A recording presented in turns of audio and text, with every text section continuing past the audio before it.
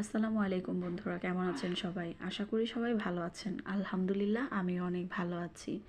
প্রতিদিন একরকম রুটিন জীবনযাপন করতে করতে যখন একঘেয়েমি একটা ভাব চলে আসে তখন মনে চায় যে একটু রিফ্রেশের জন্য কোথাও থেকে ঘুরে আসি। তো আজকে ছিল শুক্রবার এবং মহরমের দিন। তো দুই বোন মিলে ভাবলাম যে বিকেলে একটু বাইরে যাব, তাহলে হয়তো বা একটু মনটা ভালো লাগতে পারে বা মাইন্ড ফ্রেশ হইতে পারে। এই চিন্তা করে বিকেলে নামাজ পড়ে, আসরের নামাজ পড়ে দুই বোন বের হয়েছিলাম একটু প্রকৃতির সাথে দেখা করার জন্য। তো গিয়েছিলাম মানিকগঞ্জ ডিসি অফিসের ওখানে। তো দেখলাম অনেক সুন্দর ফুলগুলো ফুটে আছে, গাছ, চারপাশে মানুষজন আমাদের মতোই অনেক মানুষজন তাদের বাচ্চা কাচ্চা নিয়ে বের হয়েছে।